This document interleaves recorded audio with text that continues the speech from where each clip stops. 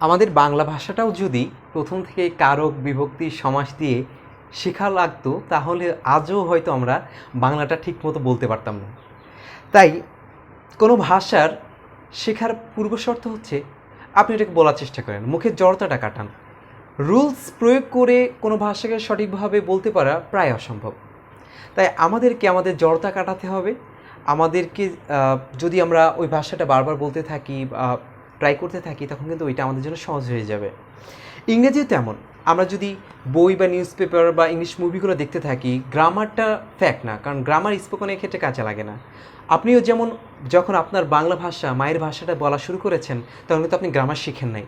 আগে ওই ছোট ছোট ওয়ার্ড যেগুলো আপনার আশেপাশে যেগুলো আছে সেগুলো কিন্তু আপনি আগে শিখেছেন, মা বাবা পরিবেশ।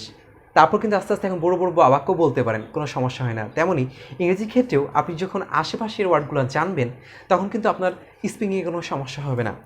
আজকে আমরা হচ্ছে শিফ কেয়ারের এই বিখ্যাত বই ইউ ক্যান উইন থেকে পড়ব।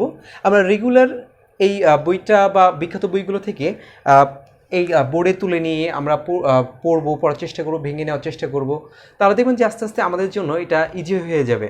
কথা বাড়াবো না, চলুন শুরু করি।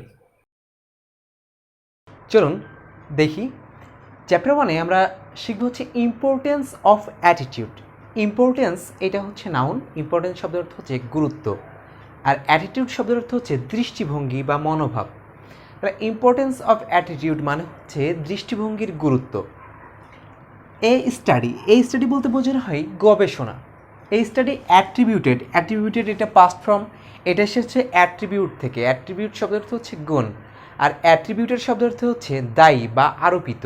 তাহলে এই স্টাডি অ্যাট্রিবিউটেড একটি গবেষণা দায়ী টু হার্ভার্ড বিশ্ববিদ্যালয়ের একটি গবেষণা দায়ী ফাউন্ড দ্যাট পেয়েছিল যে, এটা কিন্তু past tense, when a person gets a job or a promotion, যখন একজন ব্যক্তি একটি চাকুরি পায় অথবা পদোন্নতি পায়, 85% অফ দ্য টাইম 85% সময়ই, ইট ইজ বিকজ এর কারণ অফ হিজ অ্যাটিটিউড তার দৃষ্টিভঙ্গি, অ্যান্ড অনলি এবং শুধুমাত্র 15% অফ দ্য টাইম 15% সময় because of intelligence and knowledge.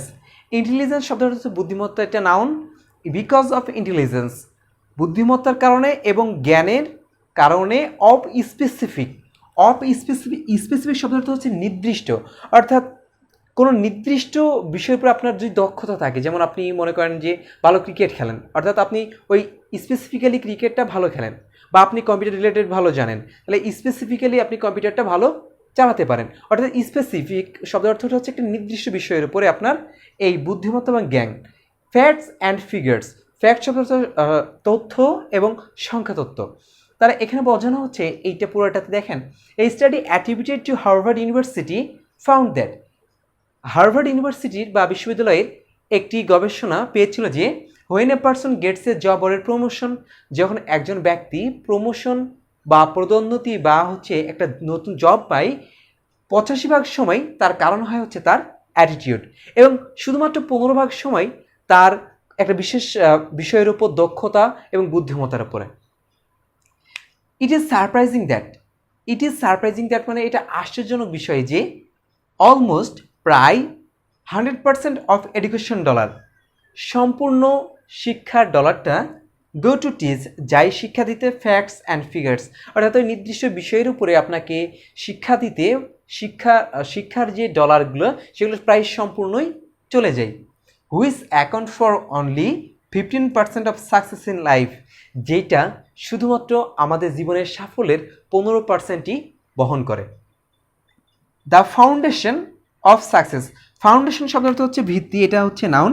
The foundation of success, আপনার সাফল্যের ভিত্তি, regards on your chosen field is attitude, অর্থাৎ আপনি যেই জীবিকায় পছন্দ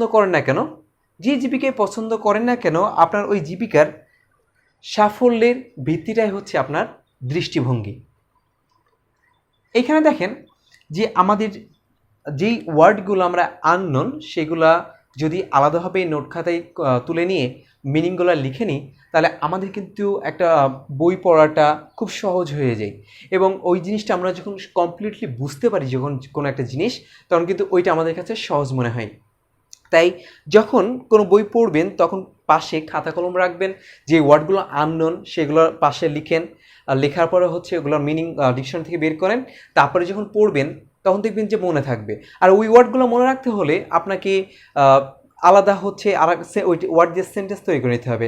যেমন স্পেসিফিক, যেমন এই ওয়ার্ডটা আপনি জানতেন না, মানেটা বের করে নিলেন, Shafiq is good specific in English, অর্থাৎ শফিক ইংরেজি, বিশেষ করে ইংরেজির উপরে খুবই ভালো। এই টাইপের যদি আপনারা সেন্টেন্স তৈরি করে নেন তাহলে আপনাদের জন্য ওই ওয়ার্ডগুলো মনে রাখা খুব সহজ হবে। আশা করি নেক্সট আবারও আমরা এই বইটার পড়ব, এইভাবেই আমরা ভেঙে দেব। আপনারা চেষ্টা করবেন, ইনশাল্লাহ আপনাদের ইংরেজি আগের তুলনায় অনেকটাই বেটার ফিল করবেন। ধন্যবাদ।